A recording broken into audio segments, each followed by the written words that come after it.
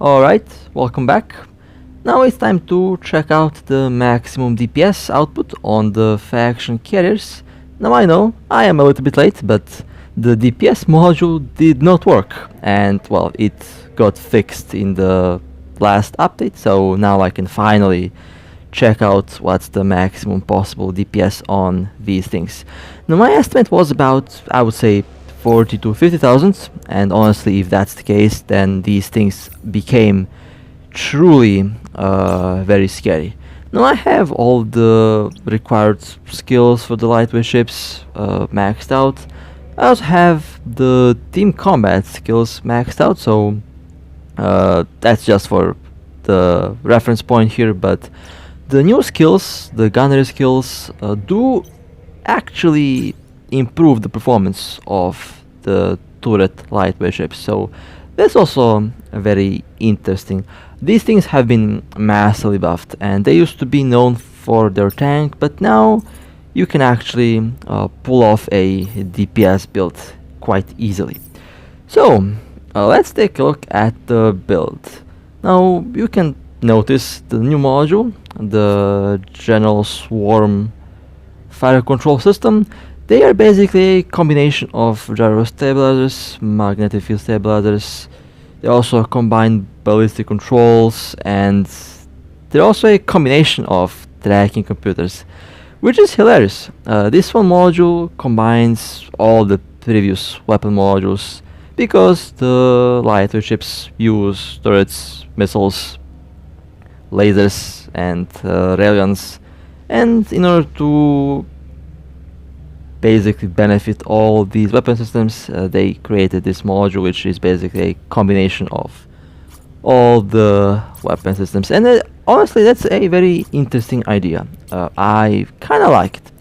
7.6 thousand DPS. I have one adaptive, one battery, and dual armor repairs. A classic DPS build. And I have lightweight ship burst aerators, 3 of them.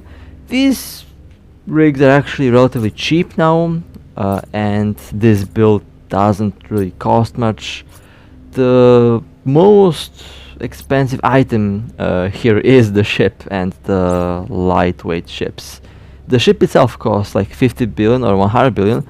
I heard their price dropped, and the lightweight ships cost anywhere between 3 to 10 billion, but you know, their price will also drop as time goes on.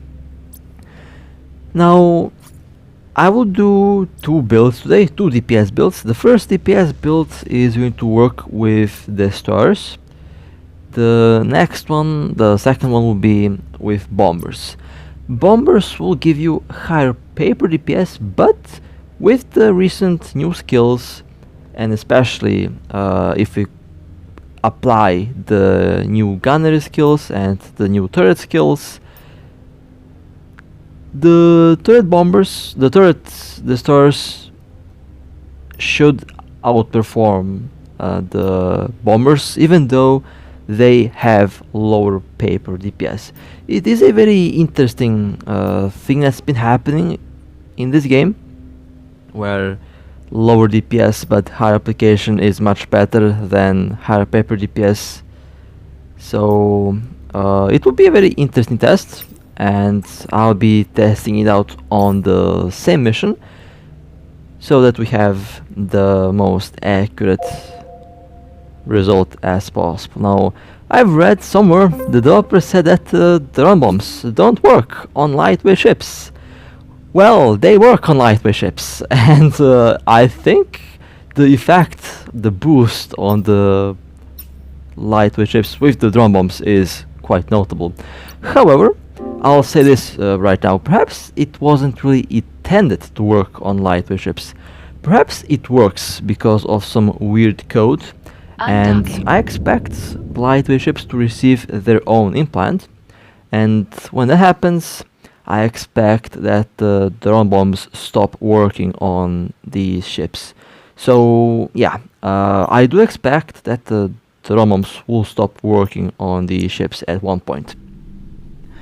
Okay, well, with the drone bombs, my DPS gets basically tripled, so yeah, that's a lot of DPS that we're looking at here. And I haven't even turned on all the damage modes. 9.8 thousand DPS when I activate the defense module, or about 18,000 DPS with the drum bombs, 11,335 DPS with the first swarm module. With the second one it's 12,385 DPS. With the third one it's 13,812.19, and with the last one it is 14,342.98 DPS, or with drum bombs that's 43,028.94 DPS. Yeah, and this is with the classic lightweight ships. If you use the offense lightweight ships, your DPS is about 60 to 70,000 DPS with the Astarte, with the current skills and with the current setup. And as you can see, the drum bombs do work, 11.4 km per second flight velocity. If they didn't work, then the ship's speed would remain about the same. So, this is some pretty terrifying DPS. It's not really dreadnought level DPS, but you know, it's getting close. Of course, you sacrifice a lot of tank to get this DPS, so that's one big trait that you will do. However, if you are looking for a high DPS carrier, well, I think these things now are a valid choice and a valid upgrade. So, I said that I will be doing the bomber build next, and for that I have to change the hangar. Basically, I sacrifice one medium slot for one extra frigate slot. In the end, you can use both. I recommend that you use the cheaper one, or if you already have the... any of these modifications would work really well. You don't have to worry about that. Now, they have recently changed how drones work, and they have changed the drone DPS by a lot. Some drones are unique now. However, they haven't changed the lightweight ships yet. They are still the same as they used to be. All of the lightweight ships do the same damage. The only difference is that some of them have higher kinetic, some of them have higher thermal, some of them have higher EM, and some of them have higher explosive. It depends on what lightweight ship you install. I recommend that you use the lightweight ship that the target has a weak spot on. Basically, try to shoot your target at the resistance holes in order to apply the best possible DPS. 7,812.44 DPS with the same rig setup and with the same module layout. Okay, well, a little bit higher, but time to undock and let's see how much DPS I can get with the modules active. I'm very surprised at how quickly these things have gained DPS. The not lightweight, but the faction carriers were known for their tank, and they had, I would say, an okay DPS output, but they were massively outclassed in DPS by the normal Empire carriers, and I guess they decided to buff them. 10,099 DPS, or about 30,000 DPS with the bombs active. With the first module, 11,739 DPS with the second one, 13,128.97 with the third one, 14,183.21, and with the last one, 14,728.26 DPS. Yikes, that's a lot of DPS. Now, the module doesn't have a cooldown. Once you activate it, it's basically running, so it does work in a very similar way to the fighter module, and I like that. You activate the module and it keeps on running without having a cooldown, so it is a active low slot combat module. So that's basically how it works. It doesn't use a lot of capacitor, so you don't have to worry about that. The capacitor on these things is pretty good usually. And well, we get some pretty good DPS output. Does appear to be higher than the DPS output on the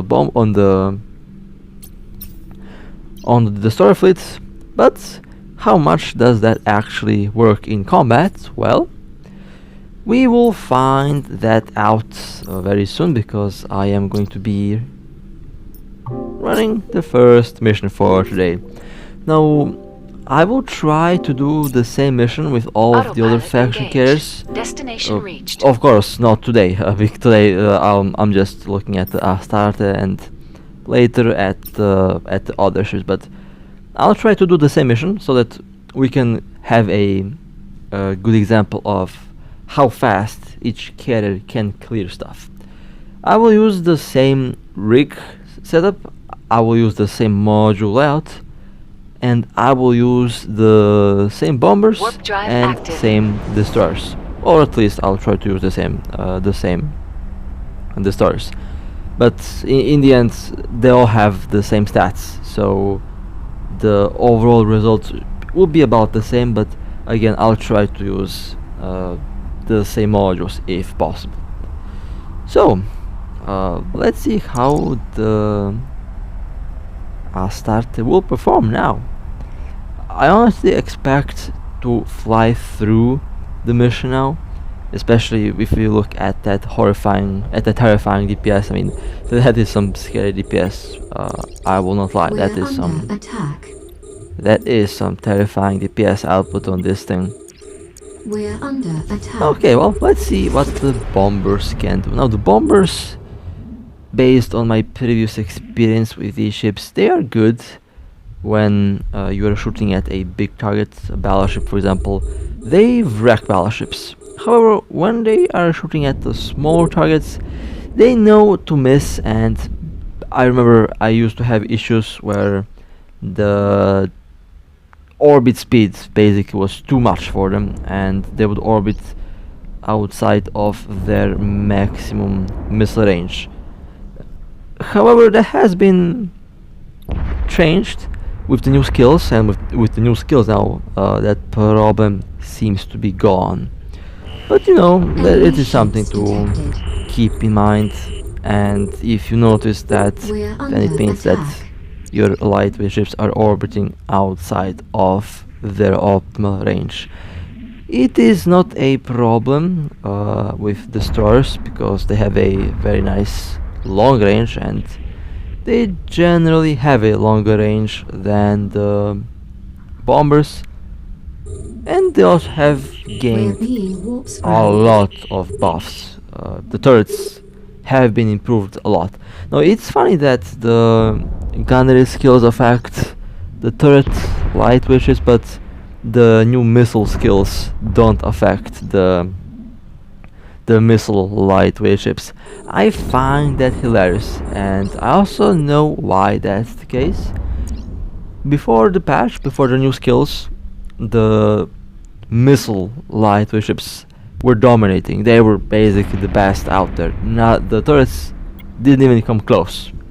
Now it's much closer than it used to be. However, I feel like the turret lightweight ships are outperforming the missile ones just a tiny bit, just a tiny bit, and I think you guys will notice that when I change the build and when I do the same mission with the same ship, just with different lightweight ships.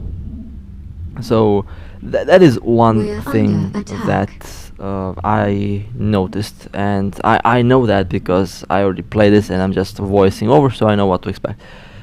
And I believe that they will be... I personally believe that they will add some more skills. Perhaps they will buff the missile lightweight ships a bit. Now, I'm mostly, when I say missile lightweight ship, I'm mostly talking about the bombers. I feel like the bombers did suffer the most. However, the destroyer lightweight ship, the Corax, does seem to work really well. However, I still do feel like the turret lightweight ships are outperforming them. So that's based on my observation and based on my testing. Definitely interested to see how things go with these ships. I haven't skilled for one yet. I still hope for faction dreadnoughts, although faction dreadnoughts, if the rumor is correct, is coming next year. So yeah, we will have to wait for those for a while. But that's probably just rumors. I don't know. I've just heard something about it. Doesn't have to be true, but that's what I heard. And who knows? Maybe next year we get faction dreadnoughts. I don't know. We will find out, I guess. Well, the DPS improvement with the damage mod is definitely there. I know a lot of you guys have told me that you were not happy with the DPS on these things because it can't really replace your Imperial Rating Carrier, and I definitely see why. I mean, before all of these buffs, you had like, what, 5,400 DPS maximum on these ships. Meanwhile, the Imperial Carrier has like 30,000, 25,000 DPS, which is definitely much better than the DPS output on these things. And honestly, I was actually kind of happy with the DPS back then on the faction carriers because they already had like a monster tank, and if, let's say, the tank is the way to go, then I was pretty happy with that. I mean, these ships were designed to be super tanky. That's their role, and if they have lower DPS, I'm totally fine with that. However, one thing that I wasn't really fine with these ships is the fact that you didn't have an option for a DPS build. Now, I like to have options for my ships, and I say that if you want to build a tank ship to be a DPS, that you should be able to build a tank ship to be DPS as long as you don't, you know, mix the tank, or as long as you don't do something cursed, and it will be fine. So I wasn't really happy about the missing modules, and basically you were literally limited in the builds. You had tank only and tank only. You were not able to do the DPS build on this thing because at the time we didn't even have the lightweight ship rigs on these ships. But now I guess they have been changed a lot.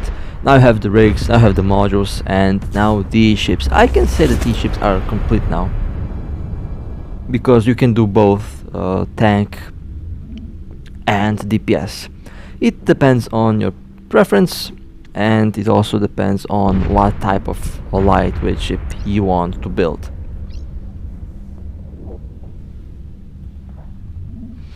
Now in my case, if I were to buy one, I would still go with tank. I don't really need a lot of DPS because I prefer to outlast the target. I mean, with time you learn that DPS is not everything. One of the reasons why the glass builds work so well nowadays, besides the implants, I mean, implants do play a big role, but the glass builds were quite popular even before implants. I was literally one of the first players to start using such ships in PvP back in like 2019, 2020, when the game was still very fresh. On the RB, on the Cinnaball, I used to run builds like that, and it's funny how the same build, one of the builds that I used on the Cinnaball back then is still easily usable now because the build is exactly the same. So that's why one of the reasons why the builds are so good. The other reason, most players unfortunately still have very bad builds, and I don't know why everyone builds hybrid tanks nowadays. I mean, it used to be funny, honestly. Like when I first saw a hybrid tank, you know the joke about me saying cursed build. It all started with a joke. you know, you see one like badly built ship, and you know that at the time the player was joking with that build, and you know, it started with a joke. But unfortunately, it is no longer funny, because now you actually have players who unironically build their ship to be using a small armor repair, a large a large shield booster, a hull repairer. They slap like 70 different types of weapons. They also slap like 70 different types of damage mods. They use like Mark 1 webs in a Barghest, you know, things like that. And I don't know why. I honestly have like no explanation why that's happening. I mean, I wonder who the hell is promoting builds like that. Like honestly, someone has to be promoting builds like that. There is no way that so many different players that have no relation with each other, like two players that haven't even met in the game, that they have the same exact build. I don't know how to explain that, but I suspect that someone out there has been promoting these builds at one point. And the cursed builds have to stop, because they are literally ruining the game for a lot of players. But back to the main topic here. This thing cleared this mission super fast. And now it's time to change the build. Time to pick the destroyer fleet, and let's see how the destroyers will work. Now first let me strip the build. And okay. Now I do this just to show you what module I use. I know, so that you know what to expect from the performance, and I just apply the destroyer build. And now I just wait for the destroyers to add. Now, something funny that happened. When you do this, it will not reload your full squad. It just adds like one destroyer per slot, and it leaves it at that.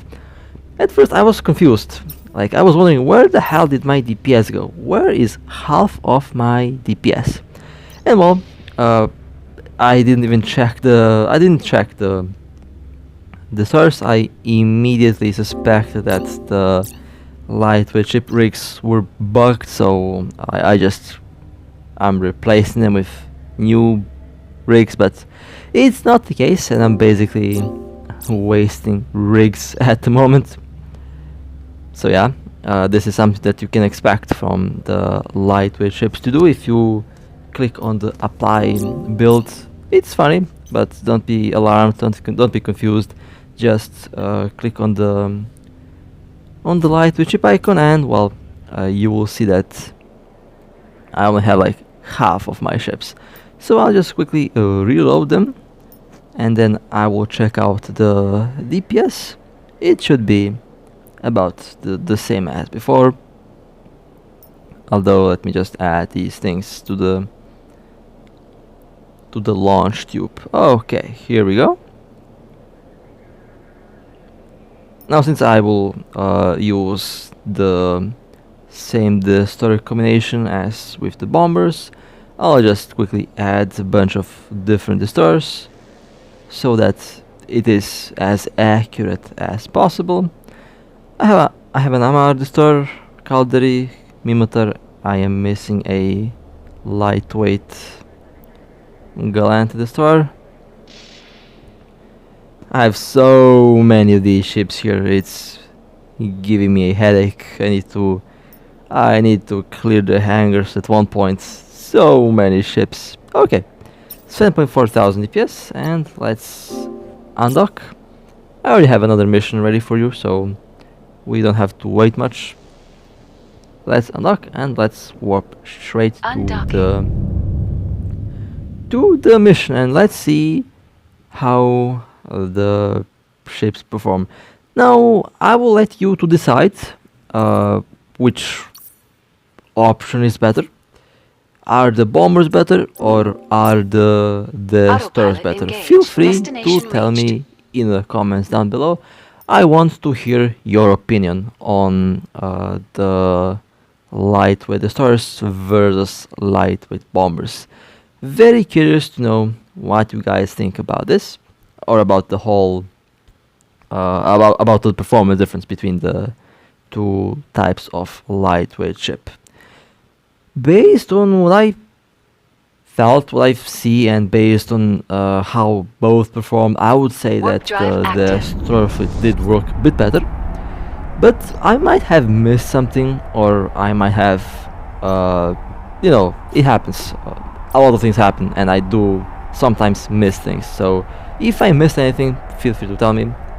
And with that being said, based on my personal, like, on my tests here, I would say that the stars seem to work a bit better.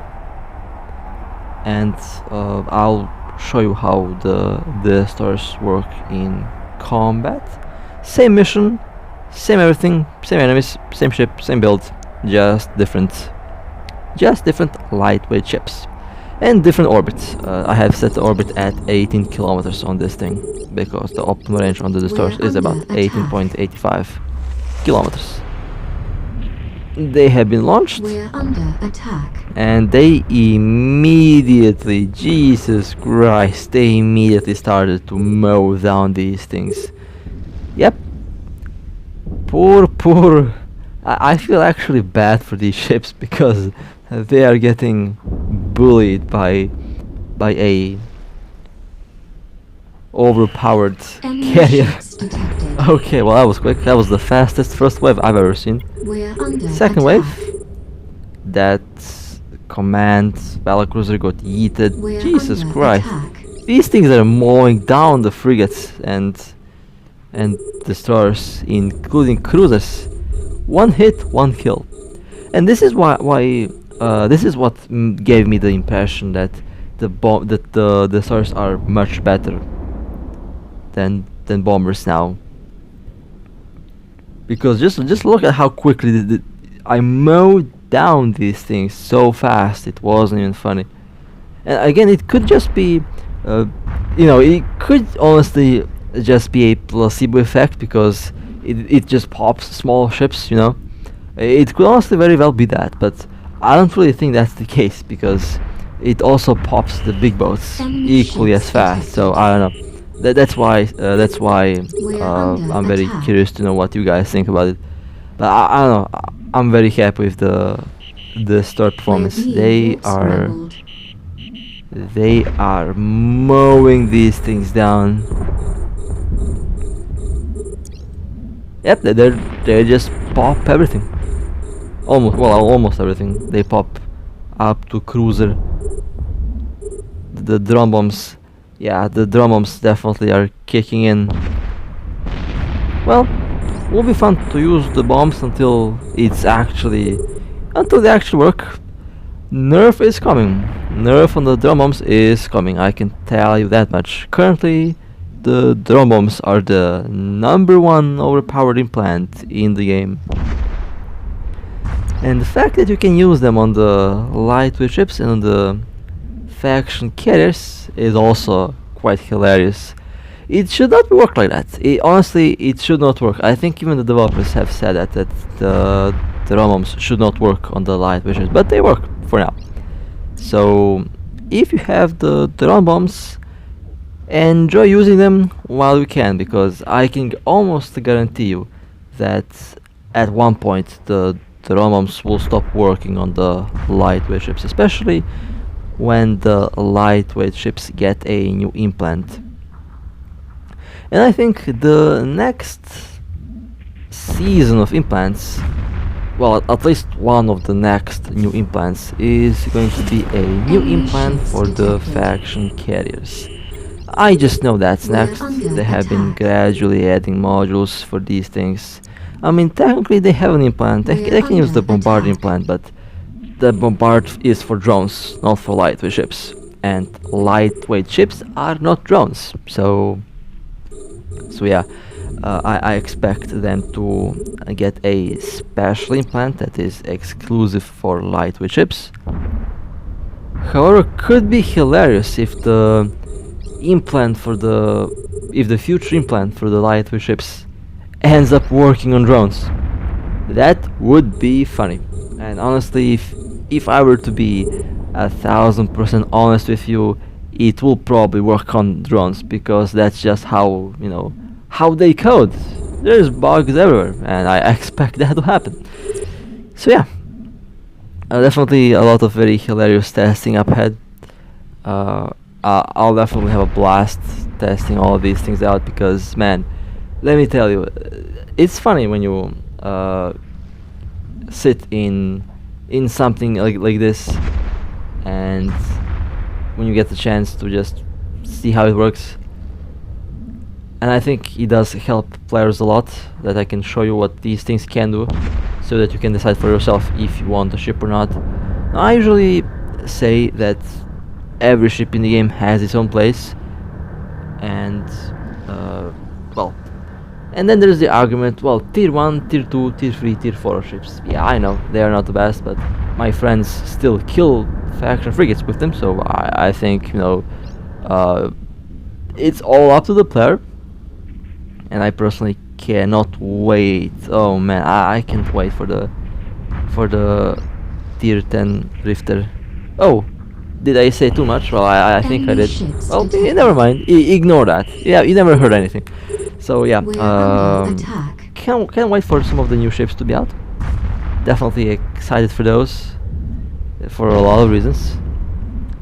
So yeah, let's leave it at that for now. I'll be flying them, that's a fact, and I'll be testing them out. That's also coming. So the bomber performance. Well, I don't know what wave I am. I think this is one of the last waves. Yeah, it looks like one of the last waves. The stars are wiping the floor with these ships. Well, at least at the moment. The turret lightweight ships have been massively improved. I like that because actually, I don't know what to. It's difficult to come to a good conclusion because at the same time, I would love that the missile boats perform the same, but at the same time, the missile lightweight ships have been dominating for months actually. Basically, up until a month ago, they have been dominating. So I guess it's time to shine for the turret lightweight ships. Skills also play a big role. Your skills for small weapons, small turrets, destroyers, frigates, bombers, and all things like that impact the performance of the lightweight ships. So in the end, I would say use the lightweight ships that you have best skills for. That way you can ensure that it will perform the best as possible, I guess.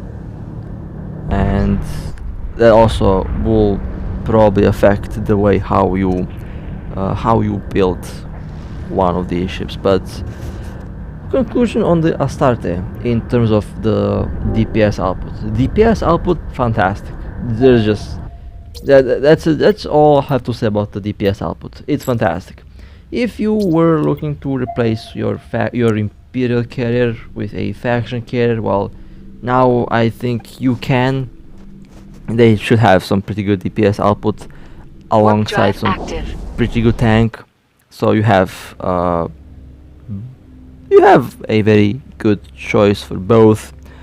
And overall, I hope that you guys enjoyed this little run with the Astarte, with the DPS build. Overall, again, very happy with the ship, very satisfied with the performance, and overall, the DPS is as you can see, quite wild. So with that being said, hope that you guys enjoyed. If you would like to support me, feel free to like and subscribe. And with that being said, stay safe, fly safe, and I'll see you next time.